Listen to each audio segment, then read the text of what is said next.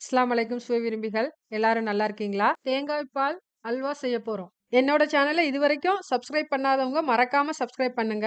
ஒரு தேங்காவ எடுத்து, அத தேங்காய் சில்லா கீறி எடுத்துக்கோங்க.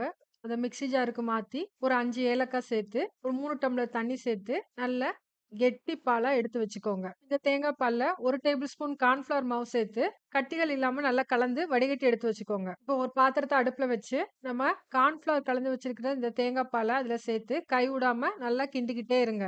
அடுப்ப சிம்ல வச்சு கிண்டிக்கிட்டே இருங்க. நம்ம 1 கப் அளவு சர்க்கரை இதுல ஆட் பண்ணி, அதையும் சேர்த்து நல்லா கிளறி விட்டுக்கிட்டே இருங்க. இந்த தேங்காய் பால், கார்ன்ஃப்ளவர் மாவு, சர்க்கரை எல்லாம் நல்லா சுருண்டு, ஒரு அல்வா கன்சிஸ்டன்சி பதம் வரும். அந்த பதம் வர்ற வரைக்கும் நல்லா கிளறி விட்டுக்கிட்டே இருங்க. இப்போ இந்த ஸ்டேஜ்ல ஒரு குழிக்கரண்டி அளவு நெய் சேர்த்து அதையும் நல்லா கிளறி விடுங்க. இப்போ நமக்கு அல்வா ரெடி ஆயிருச்சு. இத ஒரு பவுல்ல மாத்தி சர்வ் பண்ணுங்க. என்னோட சேனல மறக்காம சப்ஸ்கிரைப் பண்ணுங்க.